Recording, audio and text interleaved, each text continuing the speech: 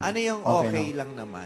Kasi pag sinabing yung okay lang, yan yung pamamaraan ng pagsasabi na hindi ka okay, pero hindi mo pwede, hindi mo masabi. Pag tinanong mo, how are you? Pag sinabing okay lang, most of the time, hindi okay yun.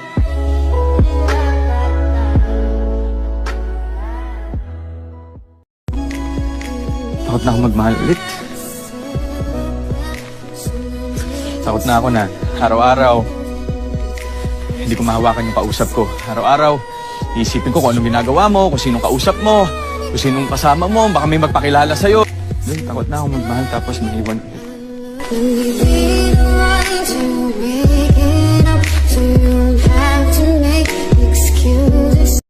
Hindi porket sumuko yung tao, ayaw niya na.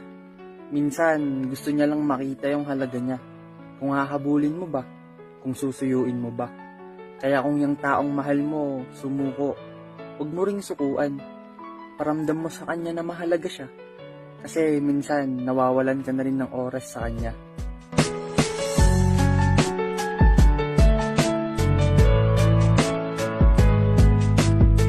Huwag kang mag-alala. Pagod na ako. Pagod na ako magparamdam at habulin ka.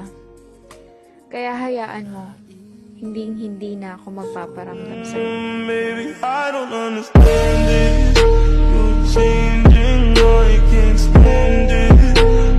Tandaan mo, you don't need to find the right person, but be the right person para ikaw yung hanapin. Meron pa bang isa pang ikaw?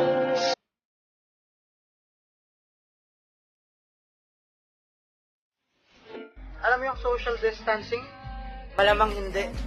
Hindi ka kasi marunong dumistansya sa taong ginagawa ka ng tanga. I've been trying to forget you, but I can't. Kung di ka umiiyak na lalaki, men, ibang klase ka. Normal lang sa lalaki umiyak, normal lang sa lalaki magbukmok, normal lang sa lalaki na masaktan, and normal lang sa lalaki sumuko. Ikaw ba si Gino? Hi Gino, ginawa ka para gawing pampalipas oras niya. Sinong nagbago? Ikaw o ako? Alam mo yung mahirap? Mahirap bitawan yung taong kahit hindi kayo. Siya yung nagpapasaya at kumukumpleto ng araw mo. Hindi tayo pwede. Pinagtagpo, pero di tinadhana. Oh, humihina na naman ba mag-reply sa'yo? Malamang, bumibilis na mag-reply sa iba.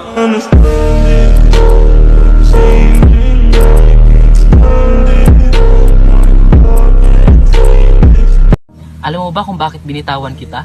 Kahit gustong gusto ko pa na mag-stay ka? Hindi dahil sa ayoko na. Kasi naisip ko, anong silbi ng mga bagay na gusto ko? Kung mas masaya ka sa ibang tao.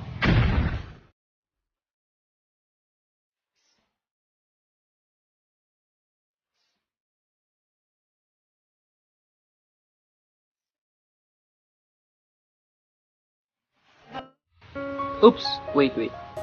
May sasabihin ako sa'yo. Hindi mo kailangang hanapin kung saan ka nagkulang, kundi hanapin mo yung taong handang tumanggap at intindihin yung pagkukulang mo at hindi niya hahanapin sa ibang tao.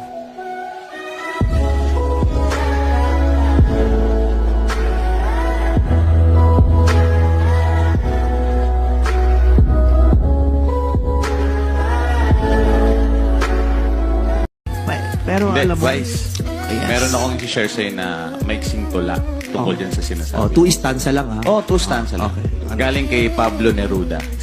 Sino? Sa pinakamagaling Pablo na. Neruda. Neruda. Pablo Neruda. Oo. Sabi Asawa niya, yan ni Chumenelin Barracuda. sabi niya, love is so short, forgetting is so long.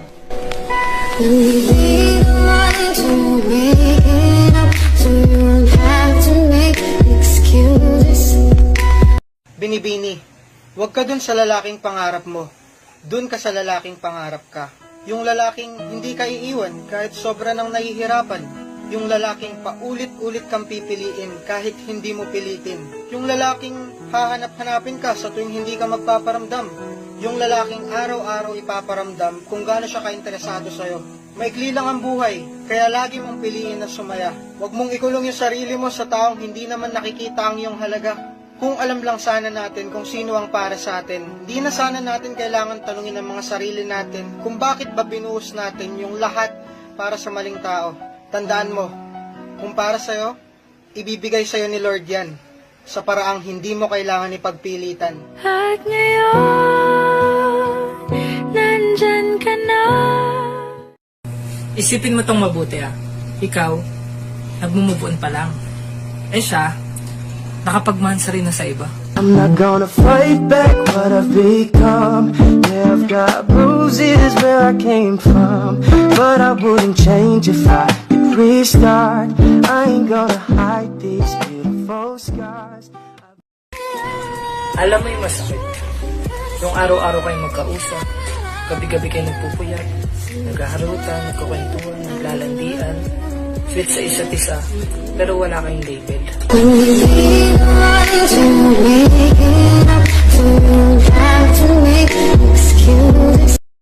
Sinasaktan ka na nga, minamahal mo pa. Pinabaliwala ka na nga, pinapalagan mo pa. Umiyak ka na, pinagpatuloy mo pa. Sinukuan ka na nga, pinaglaban mo pa. Pero wala ganun talaga. Pag mahal mo, susugal mo kahit alam mong talo ka.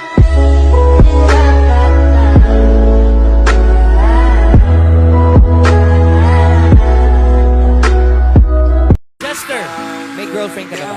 Wala po, pero nagkaroon ka ng girlfriend. Siya po yung first ever girlfriend ko. Sobrang minahal ko pero nabuntis po siya ng iba. Ang nakabuntis po sa kanya, best friend ko po. Kung gusto ka na niyang iwan, hayaan mo na lang. Kung tinataboy ka na niya, tama na. Alam mo yun, dapat alamin mo yung kung ano yung halaga mo sa mundo. Hindi mo kailangan kumbinsihin yung ibang tao para mahalin ka. Hindi mo sila kailangan pilitin para piliin ka. Hindi mo sila kailangan pilitin na malaman kung gaano ka talaga kahalaga. Kung sila yung tamang tao para sa'yo, ma-appreciate at ma-appreciate nila ikaw. Kung sila yung tamang tao, kahit gaano kakomplikado yung sitwasyon nyo, kahit gaano sila nahihirapan, di pa rin kayo iiwan. Tama ba?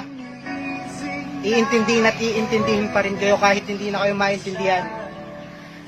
Kaya sa lahat ng mga iniwan, sa lahat ng mga tinaboy, sa lahat ng mga pinagpalit, okay lang yan. May mahanap kayong mas sigit sa nawala sa inyo. Normal lang masaktan. Parte ng buhay yan Ang hindi normal ay yung manakit ka ng ibang tao para lang makalimutan yung sakit na nararamdaman mo.